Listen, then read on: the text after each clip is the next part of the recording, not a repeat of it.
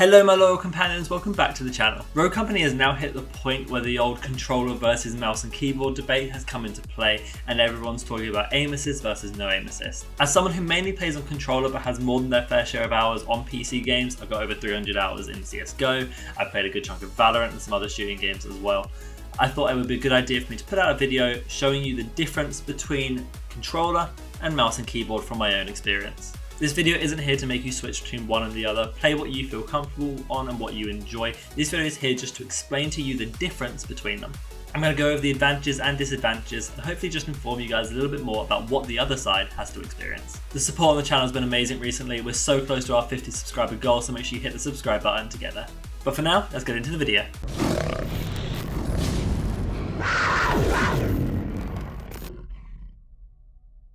In this video, I want to explain to you what aim assist actually is, because there's a massive misconception across both the PC and console community about what it actually does. I'm then going to go over the testing that I did, along with the results that I got from it. I will then show you the advantages and disadvantages to both controller and mouse and keyboard. I will touch a little bit on sniping, because it is slightly different when it comes to sniping in this game. And then I'm going to give you the real truth about the difference between the input systems. Okay, so let's touch briefly on what aim assist actually is, because there's such a big misconception about what it does. Aim assist is not soft aimbot. It is not old school Call of Duty campaigns where if you're near a target and you hold down your left trigger, you'll snap to them. That is not what aim assist does. At no point, no matter what the range is that your cursor is near their body, it will not snap to them. That is not what aim assist does. The term soft aimbot needs to stop being thrown around when it comes to aim assist, because that's not what it is. It does not do this lock-on system. The function of aim assist is what I call aim assist slow down. So when your cursor moves across an enemy target, it slows down to adjust for those micro movements. The reason this is actually in place is because on a mouse, you have such good control over the different small movements that you can adjust your aim with. On controller, because of the thumbsticks, we don't have the same kind of control. When we move, we tend to have to do quite big movements. The small movements don't input correctly. This means for controller players to make small changes to their aim, it doesn't really work very well, and that is why the aim assist slowdown comes into play. When we try and make these adjustments, it slows down so they work as micro adjustments when we're on a target as well. It stops us being able to shoot someone because we have really good accuracy at the start, and then as they're moving, we can't track them because we can't make the right kind of movements that mouse players can. That is the pure function of aim assist. It is slowing down so that we can make micro movements. It is not giving us a massive advantage and locking us onto enemies. That's just not what it does. I think it's so important for both controller players and mouse and keyboard players to understand this, so that when you are talking about aim assist and you are talking about the difference between mouse and keyboard and then controller, you're informed about what is actually going on. With that out of the way though, let's get into the differences between the two systems. So to test this, I wanted to try and be as consistent as possible. Obviously, there's a lot of factors that do go into different matches, but generally I was focusing on my own performance, and this is going to be some statistics on how my performance changed between controller and PC. The way I went about the testing was I jumped into 2 warm-up games on demolition bots.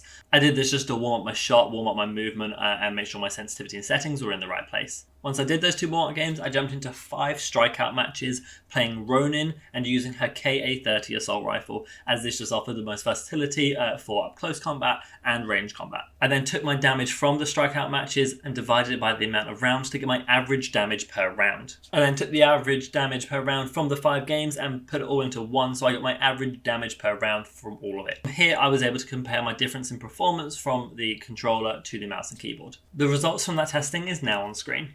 I've lined them up in highest average damage per round to lowest average damage per round on both the controller and mouse and keyboard, just so you can see how my better games on one input matched up to my better games on the other, and vice versa with the worst games. But if we look at the end, my average damage on mouse and keyboard compared to my average damage on controller was within 12 damage of each other. That is one bullet. 1,077 damage per round on mouse and keyboard compared to 1,089 damage per round on controller is negligible difference. What this shows is that I actually performed just as well on mouse and keyboard as I did on controller. I was quite surprised how close these numbers were. I thought there would probably be about a 200 to 300 difference disparity, but I was really surprised how close it was. Now I will say that the reason that I was able to hit the same damage marks on PC is not the same reason I was able to hit the damage on controller, and this feeds into the advantages and disadvantages of both that I'm going to go into now for you. When it came to my aim specifically, I actually did feel more accurate on the mouse and keyboard. I felt like I was always in massive control of my cursor and my crosshair placement, and that when I was going for a shot, I knew exactly where it was going to hit. This fed into hip fire, which I think was much, much better on mouse and keyboard as well, as again, I just felt like I had that micro adjustment control. I was able to move exactly where I wanted to, and my cursor was just always centered straight on my screen. It made hip fire a lot easy, and the other part of aiming that felt a lot more smooth on mouse and keyboard was the recoil control. And again, this feeds into those micro adjustments. I can just bring it down ever so slightly and hit consistent headshots or consistent upper body shots because of the small adjustments you can make on a mouse. It is without a doubt, though, that I did feel more accurate when using a mouse in this game. And this is considering I don't actually play mouse and keyboard on Rogue Company. The other part of accuracy that I found really interesting was actually the gadget accuracy. So when you put out your gadget and you try and aim where it goes, so whether it be like Ronin ballistic knife or a grenade of some sort, I felt really in control of where I was going to throw that gadget. It actually surprised me how accurate I felt trying to do that compared to how I do on Xbox. And I think that comes into a little bit of button layout and a little bit of those sort of micro adjustments that I was talking about. With all that being said, I definitely did struggle in some elements of mouse and keyboard, particularly focused around the movement. Trying to focus on your movement and positioning is so much easier on controller, and this is for two reasons. One is because of the 360-degree angle you can get on your movement with the thumbstick, and two, it is also because of the button layouts and the way that you don't have to move your hands off of the controller or off certain parts of the controller to do certain inputs such as crouch, roll, jump, those sort of things.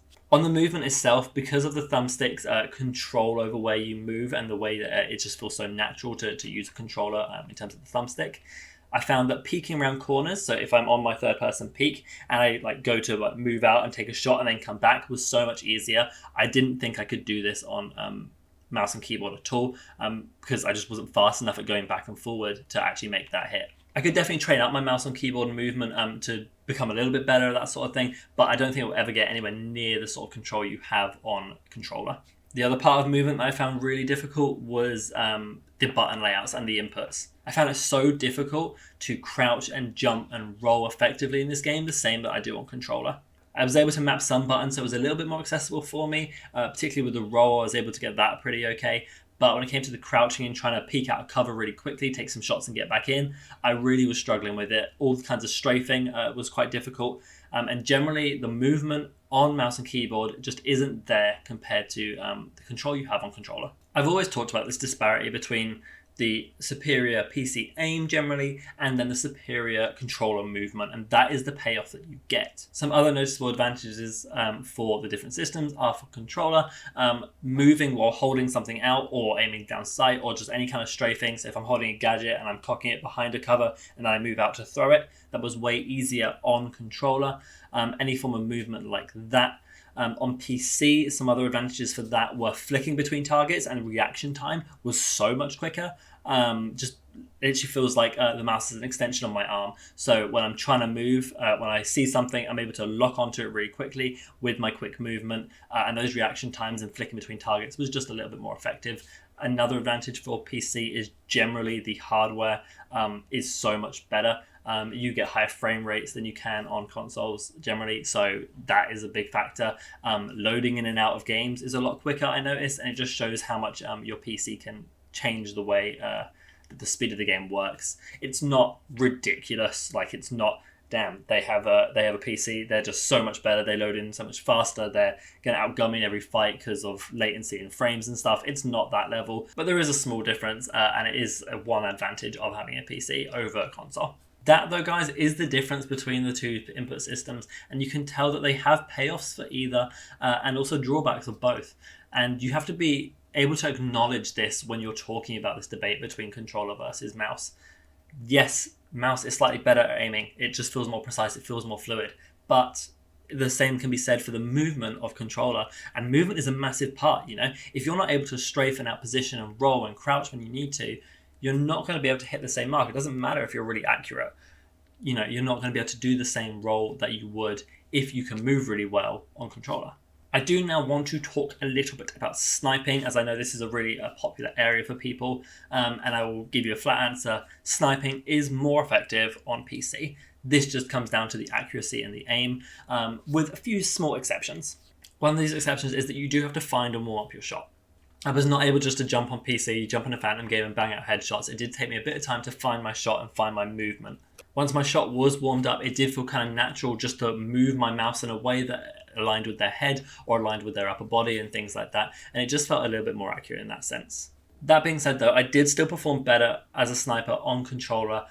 Most of this is due to the movement. When I play Phantom, a lot of what leads my shot into place is my strafe rather than my actual movement of the aim stick. So I'm focusing on my movement as well as my aim when I'm sniping. Things like trying to flick between targets felt easier on PC, but I was able to drag shot a lot easier on controller. If I did have to pick a preferred input system for sniping generally though, it's going to go to PC. The accuracy is just there, and I felt if I was able to improve my movement just a little bit, I would combat some of those disadvantages, and PC really would be the way to go for sniping. Now I'm going to give you some truth about this whole debate. If you're an average player all the way up to the top tier players, this really does not matter. The better you are as a player, the less impactful aim assist is, and the less impactful high precision on mouse and keyboard matters. The reason for this is because as you improve, things like crosshair placement, movement, positioning, reaction speed all matter far much more than the actual aim. Most players are able just to hit shots in front of them and track enemies if they're moving. This is just a general mechanic, and what matters more is this movement and getting yourself in a position to make that shot easily accessible. This all comes to those factors I just mentioned, and they're way more impactful than the difference in the aim. The only time aim assist really has an impact is for brand new players to shooting games. In that case, aim assist can feel quite nice, that slowdown, just helping them try and learn their shot. But when you already have your shot, like most players do, and particularly better players do, it doesn't matter. You have your shot. You're hitting targets anyway. Your crosshair's already on them. It doesn't matter if you then need to slow down to hit them or whatever it be. You have your shot. Everything else then matters more. When we get into the high-level tournament play and the professional play, when money's on the line or whatever it be, this is where I then think the two should be completely separate. That isn't because one's better than the other and one person's going to be at a disadvantage. They both have their positives and negatives as we discussed. But the reason they should be separate is because, one, you just don't want the hassle of the argument saying, oh, he was on controller, he had aim assist. You want consistency among your players. You want everyone to be on a level playing field, whether they're all on PC or they're all on controller, just so things are really consistent and you don't have that disparity. Some situations, mouse and keyboard are better. Some situation, controllers are better. You don't want to mix those two when it comes to high money tournaments or anything like that. You want to try and keep them separate. For the majority of the player base, whether you're an average player, above average player, or a very good player, this just doesn't matter.